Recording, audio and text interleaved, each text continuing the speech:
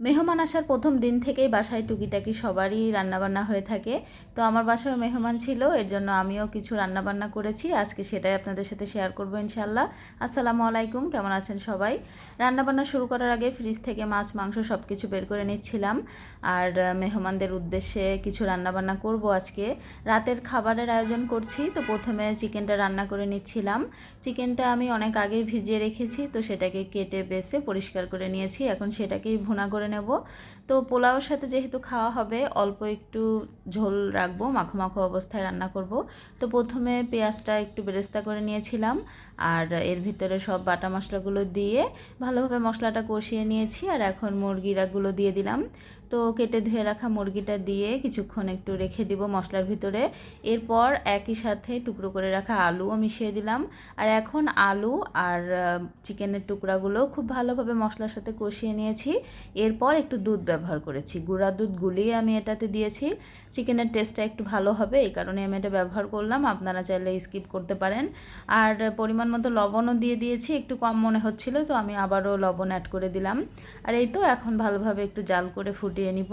কাঁচা মরিচও দিয়ে দিয়েছি কয়েকটা। আর রান্না শেষ, এখন চিকেনটা নামিয়ে আমি অন্য রান্নায় চলে যাব। তো চিকেনের ব্রেস্টের টুকরা দিয়ে আজকে আমি চিকেন কোফতা কারি বানাবো। তো কোফতা বানানোর আগে মিক্সিতে একটু ব্লেন্ড করে নেব কিছু জিনিস একসাথে। তো দেখতেই পাচ্ছেন আমি চিকেনের ব্রেস্টের অংশ নিয়েছি, সাথে কাঁচামরিচ, ধনেপাতা, জিরা গুঁড়া, অন্যান্য মশলার সাথে সয়া সস দিয়েছি। আর পাউরুটির টুকরা দিয়ে ভালোভাবে ব্লেন্ড করে এখন আবার স্বাদ মতো একটু লবণ আর শুকনা মরিচের গুঁড়া দিয়ে ভালোভাবে কোফতার আকারে করে নিয়েছি। সেই কোফতাগুলোই হাতের সাহায্যে গোল গোল করে আমি ভেজে নিয়েছি। আপনারা চাইলে অন্য শেপও দিতে পারেন। এভাবে একদিন কোফতা কারি বানিয়ে দেখবেন, খেতে খুবই ভালো লাগে। তো আপনারা চাইলে গরুর মাংসের টুকরা দিয়েও এই কোফতাটা বানাতে পারেন। তো কোফতাগুলো সব ভাজা হয়ে গিয়েছে, এখন সেটাকে কারি করে নিব।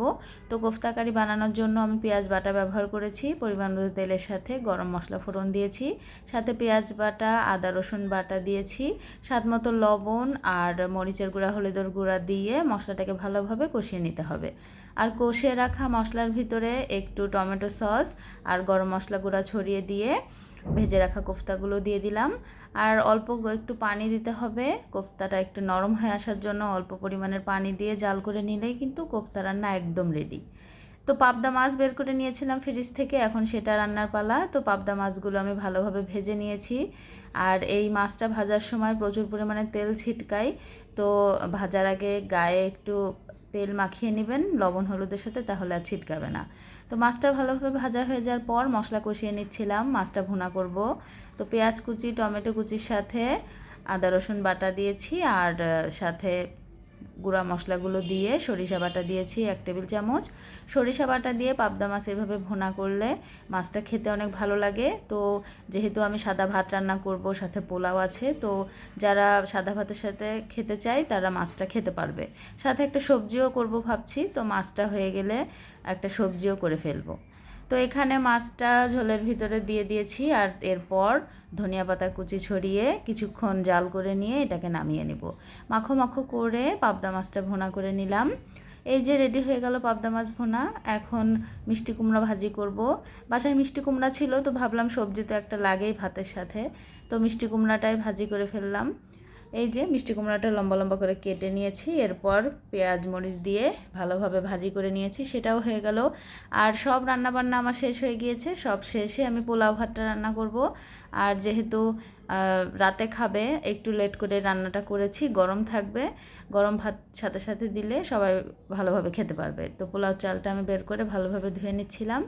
আর এখন এটাকে রান্না করে নিব। বড় একটা পাতিল নিয়েছি, পেঁয়াজ বেরেস্তা করে নিয়েছি, আর গরম মশলা ফোড়ন দিয়ে দিচ্ছি। তেলের সাথে আমি ঘি ব্যবহার করেছি। এখন 1 চা চামচ আদা বাটা দিয়ে চালটাকে ভালোভাবে ভেজে নিতে হবে। তো ভালোভাবে ভেজে নিচ্ছিলাম চালটাকে, হাতে সময় নিয়ে ভালোভাবে ভেজে এর ভিতরে যে পরিমাণে চাল দিয়েছি তার দ্বিগুণ পরিমাণ পানি ব্যবহার করব। গরম পানি দিয়ে দিলাম। চালটা ফুটে আসলে উপর থেকে কাঁচামরিচ আর পরিমাণ মতো লবণ, সাথে কয়েকটা কিশমিশও দিয়ে দিয়েছি। কিশমিশ দিলে পোলাওয়ের ভিতর খেতে ভালো লাগে। অনেকে একটু চিনি ব্যবহার করে, কিন্তু আমি চিনি ব্যবহার করলাম না আজকে। তো পানিটা শুকিয়ে গিয়েছে, এখন চালটা ভালোভাবে এপিট ওপিট নাড়াচাড়া করে দমে রেখে দিলেই পোলা ভাতটা রেডি হয়ে যাবে। বাসায় মেহমান আসলে সবাই চেষ্টা করে তাদের সাধ্যের মধ্যে আপ্যায়ন করার, তো আমিও সেটাই করেই আজকে সেটাই করলাম। আজকের ছোটোখাটো আমার দাওয়াতের যে রান্নাবান্নাগুলো করেছি সেটা শেয়ার করলাম। আমার এর ধরনের ঘরোয়া ভ্লগ যদি আপনাদের ভালো লেগে থাকে তাহলে অবশ্যই আমার পেজটাকে ফলো করবেন আর এই ভিডিওটাকে লাইক করে দিবেন। যারা ইউটিউব চ্যানেল থেকে দেখবেন অবশ্যই আমার চ্যানেলটিকে সাবস্ক্রাইব করবেন। আজকে এই পর্যন্তই আমার বাসায় টুকিটাকি যে রান্নাবান্নাগুলো ছিল শেয়ার করলাম। কমেন্ট করে জানাবেন কেমন লাগলো আপনাদের। ভালো থাকবেন, সুস্থ থাকবেন, সাবধানে থাকবেন। আল্লাহ হাফেজ।